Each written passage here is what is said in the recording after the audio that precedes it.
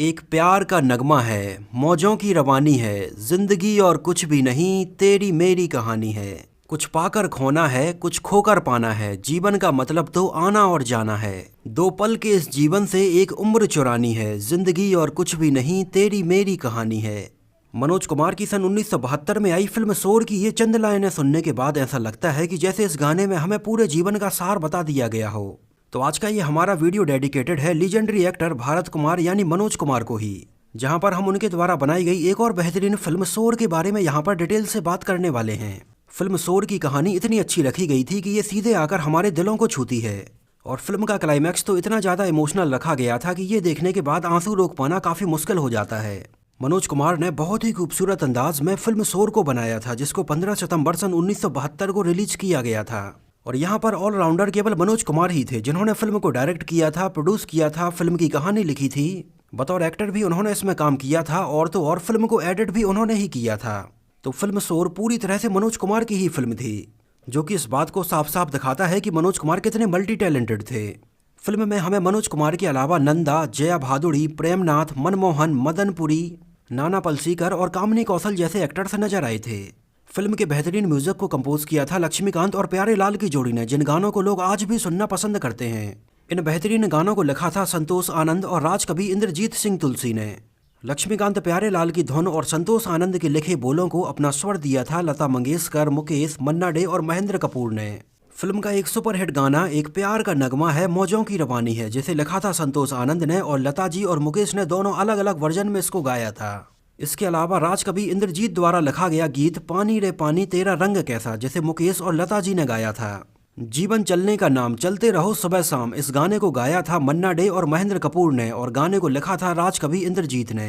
इसके अलावा लता मंगेशकर जी का एक और बेहतरीन गाना शहनाई बजे ना बजे। फिल्म शोर के ये सारे ही गाने जितने उस टाइम पर पसंद किए गए थे, उतने ही ये आज भी पसंद किए जाते हैं। और आज भी जब कभी लोग एकदम अकेले होते हैं और जीवन की सच्चाई से रूबरू होने का मन करता है, तो उस टाइम पर फिल्म के ये गाने सुनने में और भी ज़्यादा अच्छे लगते हैं।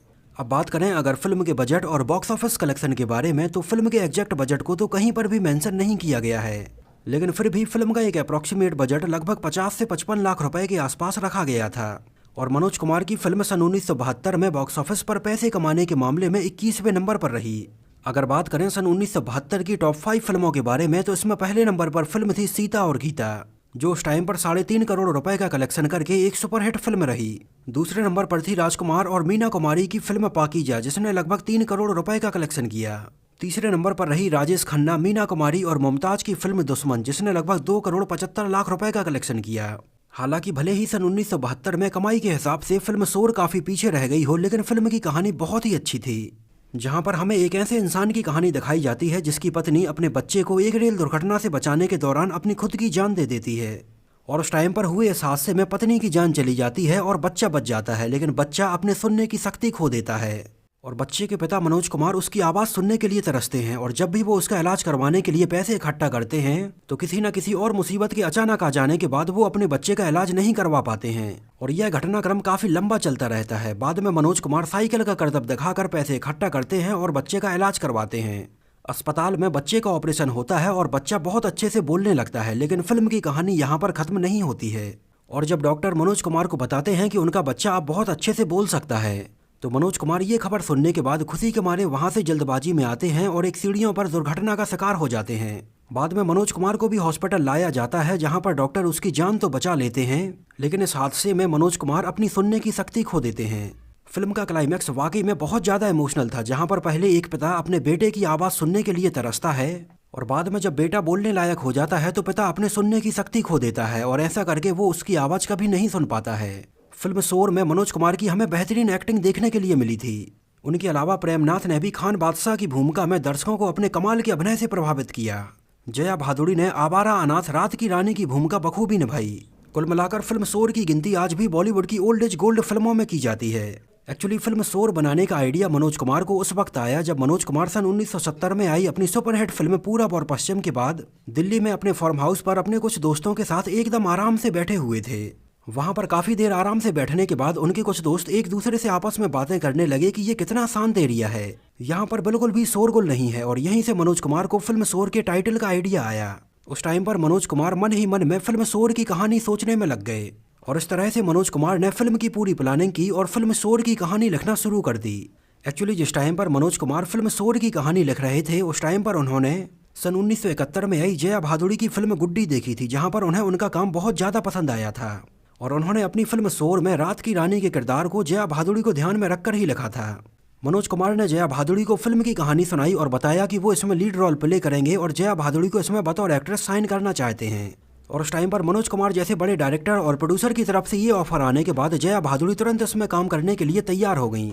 लेकिन आगे चलकर मनोज कुमार और जया भादुड़ी के बीच में कुछ ऐसा हुआ कि इन दोनों के बीच में काफ़ी कंट्रोवर्सी की खबरें सामने आने लगीं, जहां पर जया भादुड़ी ने अपने कुछ इंटरव्यूज में उस टाइम पर मनोज कुमार को काफ़ी घमंडी और अहंकारी तक बोला। जया बच्चन उस टाइम पर यहाँ तक भी नहीं रुकी, उन्होंने मनोज कुमार के लिए उस टाइम पर बोला कि उनकी भरत कुमार की छवि मात्र एक दिखावा बस है, जबकि रियल लाइफ में मनोज कुमार कुछ और ही हैं। एक्चुअली जया भादुड़ी की तरफ से ये सारी बातें तब सामने आई थी जब मनोज कुमार ने उन्हें फिल्म के किसी भी ट्रायल शो में नहीं बुलाया था, और इस बात से ही बहुत ज़्यादा नाराज होने के बाद जया भादुड़ी ने मनोज कुमार के ऊपर ये सारे आरोप लगाए थे। हालांकि उस टाइम पर मनोज कुमार ने भी मीडिया के सामने आकर इन सारी बातों का जवाब दिया। मनोज कुमार ने उस टाइम पर बोला कि फिल्म के ये सारे ट्रायल शो उस टाइम पर केवल फिल्म की एडिटिंग के लिए रखे गए थे, जहां पर वो फिल्म को और अच्छे से देखकर इसमें कहाँ कौन सा सीन कट होना है या कौन सा सीन ऐड होना है उसको समझ सकें। मनोज कुमार ने आगे ये भी बोला कि फिल्म उस टाइम तक बनकर कंप्लीट नहीं हुई थी तो वो कैसे जया भादुड़ी को ये फिल्म दिखाते। हालांकि उस टाइम पर इन दोनों के बीच का ये मामला वहीं पर शांत हो गया, लेकिन आगे चलकर मनोज कुमार और जया भादुड़ी ने एक भी फिल्म में साथ काम नहीं किया। जिस टाइम पर फिल्म शोर की शूटिंग चल रही थी उस टाइम पर जया भादुड़ी से मिलने के लिए फिल्म के सेट पर हमेशा अमिताभ बच्चन आते रहते थे। एक्चुअली उस टाइम तक अमिताभ बच्चन भी फिल्म इंडस्ट्री में एकदम नए नए ही थे और उनके पास बहुत ज़्यादा काम नहीं होता था। उस टाइम तक आई अमिताभ बच्चन की काफ़ी फिल्में फ्लॉप हो चुकी थीं, इस वजह से उनके पास नई फिल्मों में काम करने के लिए बहुत ज़्यादा चांस नहीं था। और उस टाइम पर अमिताभ बच्चन और जया भादुड़ी एक दूसरे को डेट कर रहे थे, इस वजह से एक दूसरे के साथ अक्सर देखे जा सकते थे। और उस टाइम पर मनोज कुमार ने अमिताभ बच्चन को फिल्म शोर के सेट पर देखा और उनके अंदर छुपे हुए एक एक्टर को पहचान लिया। मनोज कुमार उस टाइम पर अमिताभ बच्चन के पास आए और उनसे बोले कि वो उन्हें अपनी अगली फिल्म में साइन करना चाहते हैं। उस टाइम पर अमिताभ बच्चन के लिए इतने बड़े डायरेक्टर, प्रोड्यूसर और एक्टर की तरफ से आया ये काफ़ी बड़ा ऑफर था। हालांकि उस टाइम पर मनोज कुमार के द्वारा अमिताभ बच्चन को ऑफर किया गया ये एक सपोर्टिंग रोल था, लेकिन अमिताभ बच्चन ने इसमें भी काम करने के लिए हाँ बोल दिया। और ये फिल्म थी सन 1974 में आई मनोज कुमार, अमिताभ बच्चन और शशि कपूर की फिल्म रोटी कपड़ा और मकान। लेकिन ये फिल्म उस टाइम पर बनने में थोड़ी डिले हो गई और इसी बीच सन 1973 में अमिताभ बच्चन की फिल्म जंजीर रिलीज हो गई। और सन 1973 में आई फिल्म जंजीर के बाद तो अमिताभ बच्चन रातों रात सुपरस्टार बन गए थे और उनकी मनोज कुमार के साथ सपोर्टिंग रोल में आई फिल्म रोटी कपड़ा और मकान इसके एक साल बाद सन 1974 में रिलीज हो पाई थी। फिल्म में प्रेमनाथ के द्वारा निभाए गए खान बादशाह के शानदार रोल को प्रेमनाथ को मिलने की कहानी भी बड़ी रोचक रही। एक्चुअली पहले खान बादशाह के इस किरदार के लिए मनोज कुमार ने शत्रुघ्न सिन्हा को अप्रोच किया था, लेकिन उस टाइम पर शत्रुघ्न सिन्हा अपनी और दूसरी फिल्मों में बहुत ज़्यादा बिजी थे, इस वजह से वो इसमें काम नहीं कर पाए थे। शत्रुघ्न सिन्हा के बाद उस टाइम पर मनोज कुमार ने इस किरदार के लिए प्राण को अप्रोच किया, जो कि इसके पहले भी मनोज कुमार के साथ उनकी सन 1967 में आई फिल्म उपकार में काम कर चुके थे, जहां पर फिल्म उपकार में प्राण के किरदार को लोग आज भी याद करते हैं। लेकिन उस टाइम पर मनोज कुमार के द्वारा प्राण को फिल्म शोर के लिए अप्रोच करने के पहले ही प्राण सलीम जावेद के द्वारा उस टाइम पर लिखी गई फिल्म जंजीर की कहानी को साइन कर चुके थे और फिल्म जंजीर में भी प्राण हमें ऐसे ही पठान वाले किरदार में नजर आने वाले थे।